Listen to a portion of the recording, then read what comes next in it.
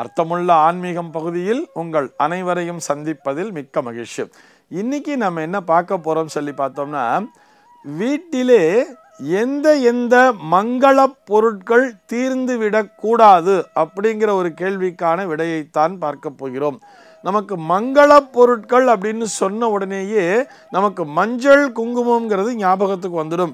அப்படித்தானே நம்ம எல்லாருமே யோசிப்போம். வீட்டில் எப்பயுமே மஞ்சள் பொடிங்கிறது இருந்துகிட்டே இருக்கணும், குங்குமங்கிறது இருந்துகிட்டே இருக்கணும். அதே மாதிரி நெற்றிக்கிட்டு கொள்ளக்கூடிய திருநீர், சந்தனம் இதெல்லாம் மங்கள பொருட்கள், வெத்தலை பாக்குங்கிறதெல்லாம் மங்கள பொருள். இப்படி வீட்டிலே எல்லாமே இருக்கணுங்கிற மாதிரி நம்ம நினச்சிப்போம். ஆனால் உண்மையை சொல்ல வேண்டும் என்று சொன்னால் அதைவிட அடிப்படையான விஷயங்கள் என்பது உண்டு. மங்கள பொருட்கள் என்பது என்ன தெரியுமா? எது தீர்ந்து விடக்கூடாதுன்னு சொல்லியிருக்கா தெரியுமா? அதைத்தான் அந்த கிரகப்பிரவேச நாளிலேயே நாம் வீட்டிற்குள்ளே பிரவேசம் செய்யும் பொழுது எடுத்து வர வேண்டும்ங்கிற மாதிரியே சொல்லியிருப்பா. வீட்டுக்குள்ளே நுழையும் போது என்னென்ன எடுத்துட்டு வரணும்னு சொன்னால், அந்த வீட்டு எஜமானர் கையில் சுவாமி படத்தை வச்சுக்கணும், அல்லது அவர்களுடைய பூஜை, அவர்கள் பூஜையில் என்ன வச்சுன்னு இருக்காளோ, ஒரு பஞ்சாயத்தன பூஜை வச்சுன்னு இருக்கான்னு சொன்னால் அந்த இறை மூர்த்தங்களை அவர் கையில் வச்சுக்கணுங்கிறா. அதே மாதிரி அந்த பெண்மணி அப்படின்னு பார்க்கும் பொழுது அவர் குடம் நிறைய ஜலத்தை வச்சுக்கணுங்கிறா.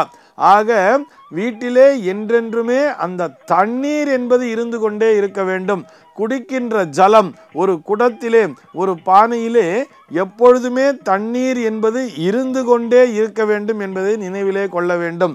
அதற்கு அடுத்தபடியாக பார்த்தோம்னா, அந்த வீட்டு பெண்மணி என்ன பண்ணுவான்னா, அதாவது வீட்டு பொண்ணுன்னு சொல்கிறா இல்லையா, ஆத்து பொண்ணு இல்லை நாத்தனார் யாரோ அந்த வீட்டினுடைய ஒரு பெரிய சுமங்கலியாக இருப்பவர்கள் என்ன பண்ணுவான்னு பார்த்தோம்னா, கையில் விளக்கு எடுத்துட்டு உள்ள வருவா.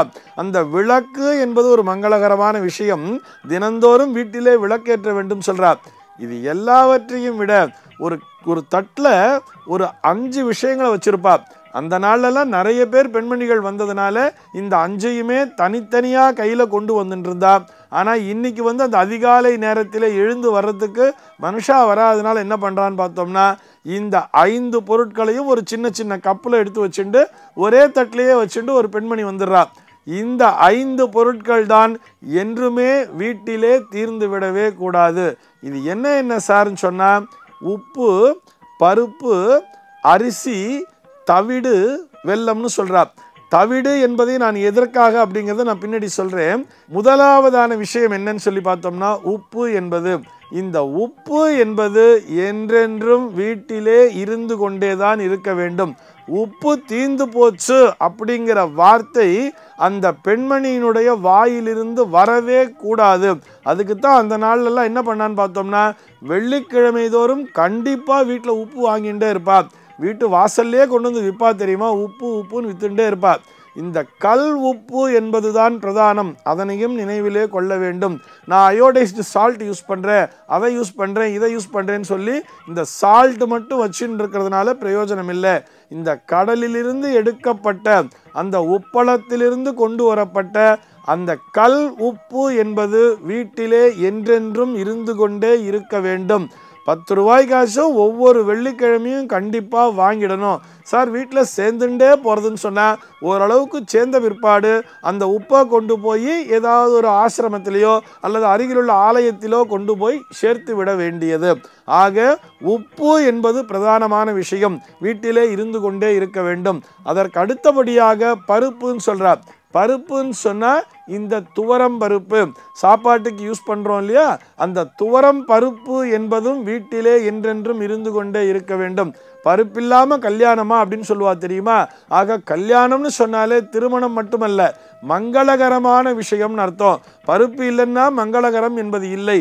அதனால் எப்பொழுதுமே வீட்டிலே பருப்பு என்பதும் இருந்து கொண்டே இருக்க வேண்டும். அதற்கு அடுத்தபடியாக அரிசின்னு சொல்றார். அரிசி தானே நமக்கு ஆகாரம், அன்னம் தானே பிரதானம். இந்த அன்னம் தான் உலகத்திலே எல்லாவற்றிற்கும் அடிப்படைன்னே சொல்றார். ஓஷதிபியோ அன்னம் அப்படின்னே சொல்லி வேதம் நமக்கு சொல்றது. அன்னம் தான் மருந்தான், உணவே மருந்துன்னு சொல்றா இல்லையா, இதை நமக்கு வேதம் என்பது சொல்லி தருகிறது. ஆக இந்த அரிசி என்பது கூட என்றென்றும் வீட்டிலே இருந்து கொண்டே இருக்க வேண்டும். அடுத்தபடியாக தவிடுன்னு சொல்றா.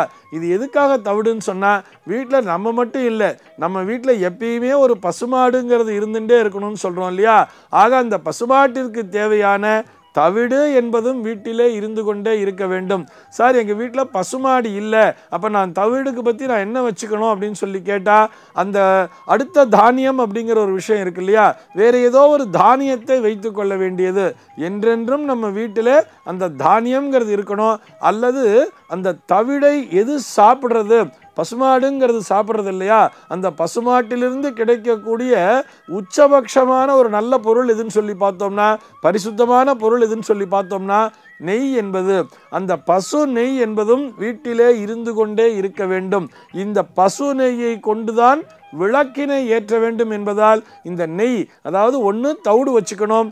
தவிடு நிறைய வீட்டில் இருந்துட்டு இருந்தாலே பசுமாடு நன்னா சாப்பிடும். பசுமாடு நன்னா சாப்பிட்டா பசுமாட்டிலேருந்து பால் அப்படிங்கிறது கிடைக்கும். அந்த பாலின் மூலமாக நமக்கு நெய்யுங்கிறதும் கிடைக்கும். அந்த நெய் தான் மகாலட்சுமியினுடைய அம்சம் என்பதால் அந்த நெய் என்பதும் என்றென்றும் வீட்டிலே இருந்து கொண்டே இருக்க வேண்டும். அதற்கு அடுத்தபடியாக வெல்லம்னு சொல்றார். இந்த வெல்லத்தின் மேல் தன்னுடைய தாக்கத்தினை செலுத்தக்கூடிய கிரகம் எதுன்னு சொல்லி பார்த்தோம்னா அது சூரியன். சூரியனுடைய அருள் வீட்டிலே இருந்து கொண்டிருந்தாலே அந்த வீடானது ஆரோக்கியமாக இருக்கும் சொல்றார்.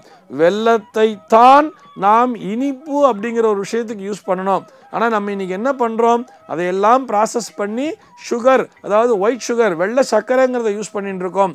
ஆனால் அந்த வெள்ளை சர்க்கரைக்கு அடிப்படையான அந்த கரும்பு பாகிலிருந்து நேரடியாக எந்த விதமான கெமிக்கல் ப்ராசஸும் இல்லாமல் தயாரிக்கப்பட்ட அந்த வெல்லம் என்பதும் வீட்டிலே இருந்து கொண்டே இருக்க வேண்டும்.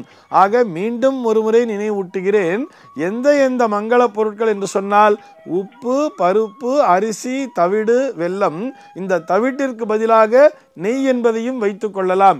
இந்த 5 பொருட்களும் என்றென்றும் வீட்டிலே இருந்து கொண்டே இருக்க வேண்டும். ஆனால் நம்ம என்ன பண்ணுவோம்னு சொல்லி பார்த்தோம்னா, வெல்லங்கிறதே வீட்டில் ஏதோ ஒரு விசேஷம் வந்தால் தான் போய் வாங்குவோம். ஒரு தீபாவளி வர்றது, இல்லை ஏதோ ஒரு வெள்ளிக்கிழமை பாயசம் வைக்கணும்னு சொன்னால் மட்டும்தான் அப்பைக்கு எவ்வளோ தேவையோ அந்த அளவுக்கு மட்டும் போய் ஒரு 1/4 கிலோ வெல்லம் கொடு, 1/2 கிலோ வெல்லம் கொடுன்னு வாங்கிக்கிறோம்.